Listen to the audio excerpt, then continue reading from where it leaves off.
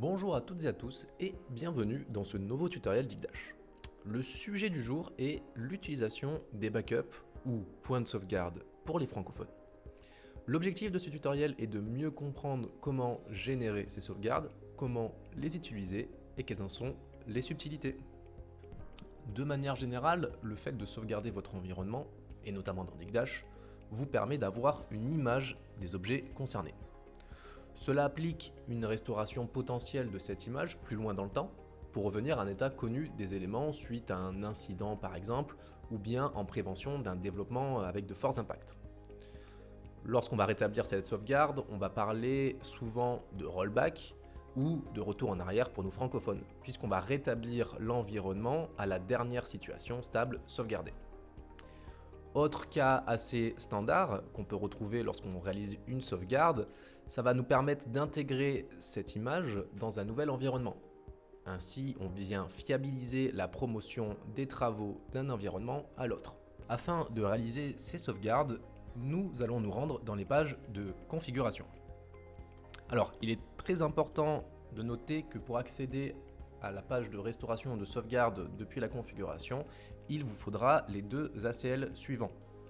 Ces deux ACL sont bien évidemment inclus dans les groupes d'autorisation superviseurs.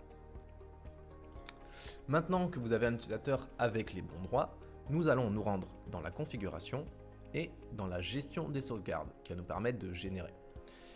Ici, nous avons deux pages. La sauvegarde en tant que telle, vraiment la page de génération de cette sauvegarde, et la page restauration qui va nous permettre de charger une sauvegarde sur l'environnement. A noter que les sauvegardes chez Digdash prennent la forme de fichiers compressés sous l'extension zip. Une fois que vous arrivez sur cette interface, vous avez sur la partie de gauche plusieurs menus. Chaque menu va correspondre aux typologies d'objets Digdash existants. Vous allez dans chaque menu pouvoir sélectionner de manière un peu plus fine les objets ou les sous-objets liés. Par exemple, ici dans Rôle, je vais pouvoir sélectionner les flux, les tableaux de bord et les modèles un peu plus en détail si je souhaite faire une sauvegarde de ce rôle. A noter qu'on a des menus un peu plus spécifiques puisqu'on va parler ici des fichiers système, ici plus au niveau plateforme, notamment avec le système XML qui est le fichier qui va recueillir l'ensemble des variables pour l'optimisation ou la configuration spécifique d'environnement. Attention, lorsque vous allez faire une sauvegarde ou du moins une restauration, vous allez pouvoir perdre des configurations. Il faut vraiment sauvegarder ces fichiers avec parcimonie et en toute conscience de ces actes. Idem pour la partie bibliothèque, vous allez pouvoir ici voir les définitions des palettes de couleurs, des différents styles, des connexions aux bases de données. Ce sont des fichiers qui sont pour la plateforme. Si vous décidez de les sauvegarder, vous allez pouvoir transporter par exemple des définitions d'une connexion à une base de données, ce qui est potentiellement pas souhaité, surtout si votre connexion est dynamique. Donc il faut également pour cette partie faire très attention aux fichiers que nous allons sauvegarder. Et enfin, la troisième option qui va nous intéresser plus en détail, c'est la partie autre. Ici, ce sont tous les fichiers qui ne sont pas rattachés aux catégories ci-dessus. Par exemple, on y retrouve les fichiers JS, les images, et également les cartes, notamment pour les fichiers GeoJSON. Voici l'interface de sauvegarde. Nous allons ici jouer un exemple, puisque sur cette plateforme, je souhaite récupérer l'ensemble des informations du rôle tutoriel. Donc nous pouvons ici, de manière un peu plus fine, sélectionner quels objets nous intéressent. En l'occurrence, pour ma part, tous les objets m'intéressent, sauf cette page de tableau de bord. Je n'ai pas besoin des autres éléments, cependant, il est possible que j'ai des fichiers JS liés. Je vais donc pouvoir passer à l'étape suivante. Je clique sur télécharger et j'arrive sur ce menu où je vois trois options cliquables. La première option va me permettre d'accéder aux trois qui sont ci-dessus. La première nous permettant donc d'exporter les définitions des rôles, profils et groupes d'autorisation qui sont dépendants dans le LDAP. Donc, par exemple, si jamais j'avais un profil particulier, des groupes d'autorisation que j'avais créés et que j'avais liés aux utilisateurs que j'aurais backupés, je pourrais récupérer ces éléments de manière automatique. Idem pour les définitions donc des serveurs qui sont dépendants, notamment les serveurs URL repository pour avoir la définition des serveurs de documents. et cette option qui va nous permettre de récupérer notamment les sources de données. Alors attention, seulement les sources de données dans le serveur Common Data Source seront récupérables, et cela en fonction de leur typologie. Évidemment, pour les fichiers plats, pas de souci, mais pour les bases de données, il n'y aura rien, puisque ce n'est pas un fichier plat backupable. Attention également, le fait de récupérer les sources de données va drastiquement augmenter la taille de votre archive, ce qui est souvent peu souhaité. Dans mon cas, je n'ai pas besoin d'exporter les fichiers dépendants. Je vais quand même sélectionner l'option exporter les fichiers JavaScript custom, car il est possible que j'ai un fichier JavaScript lié aux pages de tableau de bord du rôle sélectionné.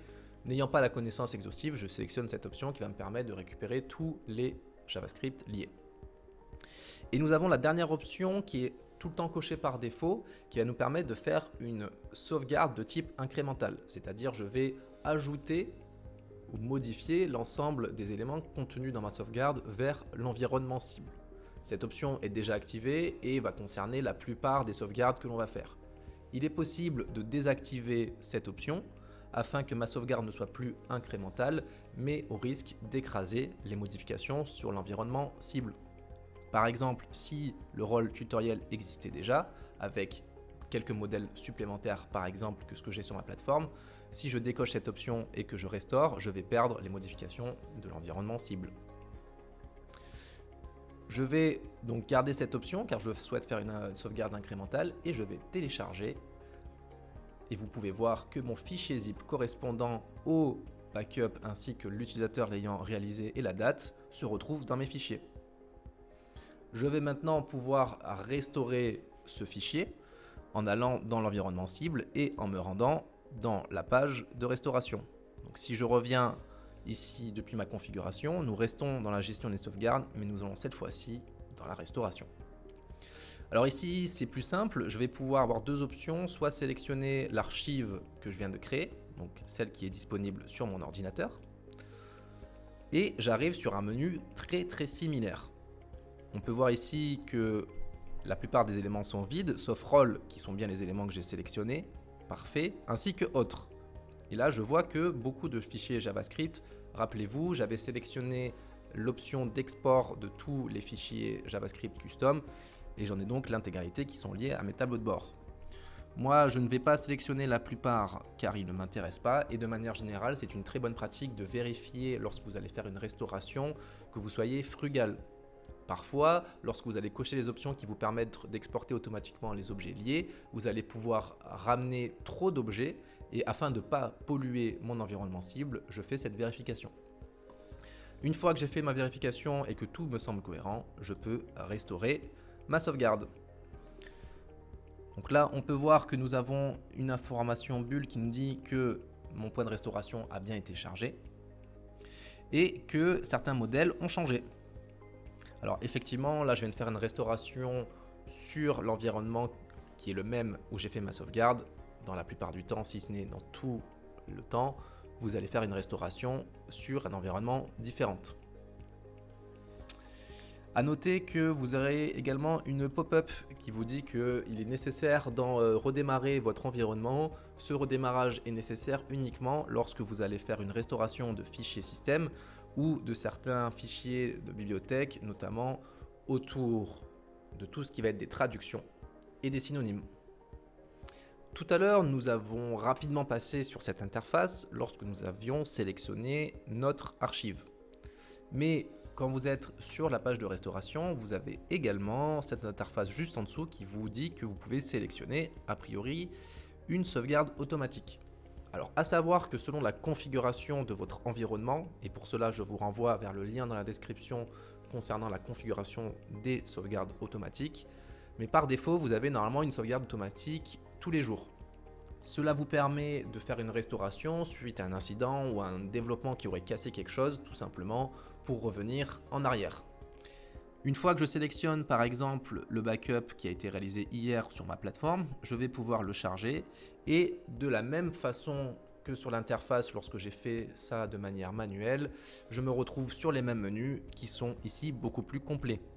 On peut voir même d'ailleurs que la plupart des objets de ma plateforme ont été sélectionnés car le backup automatique va sélectionner une très grande partie, voire tous les objets de votre plateforme. évidemment, les sources de données sont exclues. Comme on l'a vu tout à l'heure, ça va fortement grandir notre archive, ce qui n'est pas du tout le cas souhaité pour ces backups automatiques qui nous garantissent les images de la plateforme. La génération des sauvegardes manuelles peuvent être fastidieuses pour la promotion des développements d'un environnement à l'autre. Et même si on prend une sauvegarde automatique, la restauration se fait à la main.